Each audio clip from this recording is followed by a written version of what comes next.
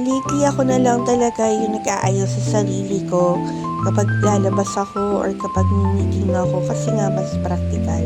Imagine if you would spend these days para lang sa pagpa-blower at pagpa-plansya sa salon, magkano na lang yun, diba? And it's not always practical. So, eto ako ngayon, I actually started doing this since yung boss ko. Sinabihan ako ng, bakit yung mga tao pag nag-a-apply, ang ganda, ang gwapo, pero pag nag-work na, parang bagong gising all the time, even on meetings. So ayun, I took the initiative of fixing my hair and fixing myself kapag papasok ako sa trabaho kahit virtual work lang naman, or kaya pag lalabas, para naman mukha naman tayong dignified. So, ito pala yung gamit kong blower by Hodek and less than 500 pesos lang to, and yung maganda, may blue light and cooling technology siya na isipin mo na lang para kang nagpa-electric fan, a little warmer lang pero may blue light para hindi sira yung buhok ko. Hindi ako ma-blower before kasi feeling ko if mag-blower ako all the time, masisira yung hair ko, or ayoko lang talaga gumasa sa kuryente. Kasi nga naman, if it will take me more than 10 minutes, feeling ko magkasa sa kuryente yun.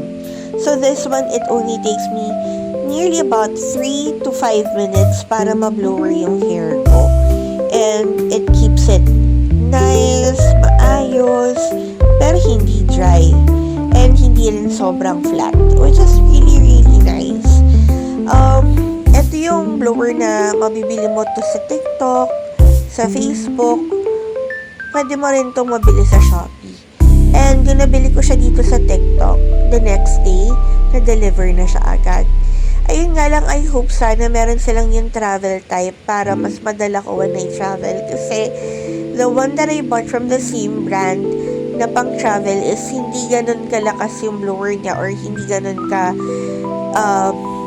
ka-productive kapag gagamitin ko yun kasi parang longer than 5 minutes. Okay? Alright, anyway, since nasa edad na tayo ng 40, hindi ko naman itatago yun. 40 na ako bukas. Hindi na pala ako masyado nagme-makeup because I believe that less is more. Toner, moisturizer, and sunblock lang yung ginagamit ko or tinted sunblock when lalabas, and a light makeup. So, yung light makeup na ginagamit natin, ito yung gandang lip tint at pulbo lang. Pero ang ginagamit ko ay blush stick. So, before that, i-charge muna natin ang aking hair straightener. Portable, very small, malalagay sa bag.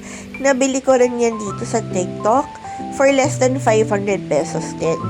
And so far, mag-1 year na sa akin yung straightener. And ang gamit kong moisturizer is from Human Nature. And hiyang ako dito sa ceramide moisturizer nila.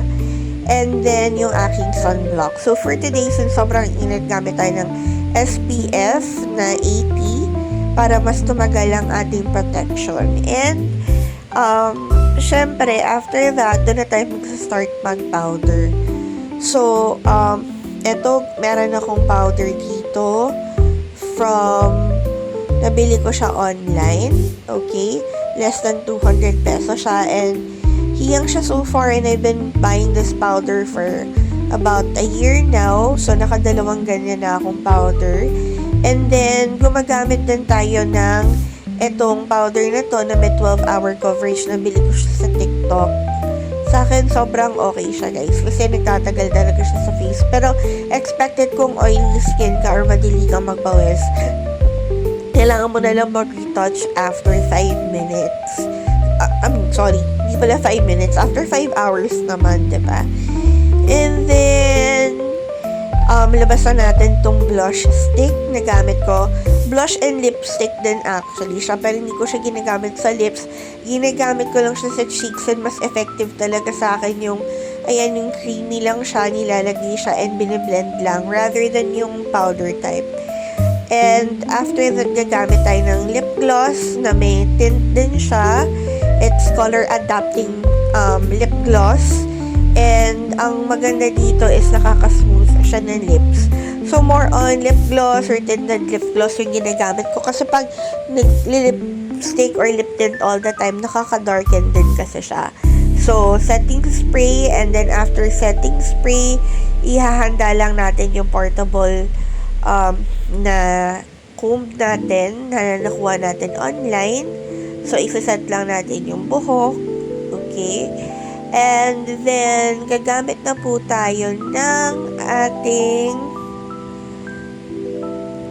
perfume. So, yung perfume ko, D&W siya. Online ko lang din siya binili.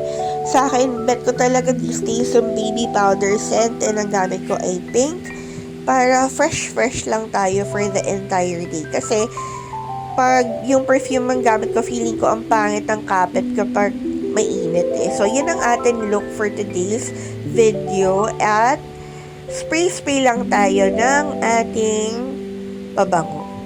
Okay? So, have a great day. Papunta na ako ng outreach nito. And salamat pala sa mga bumate ng happy birthday. Bukas pa po ang birthday ko. Ayun lang.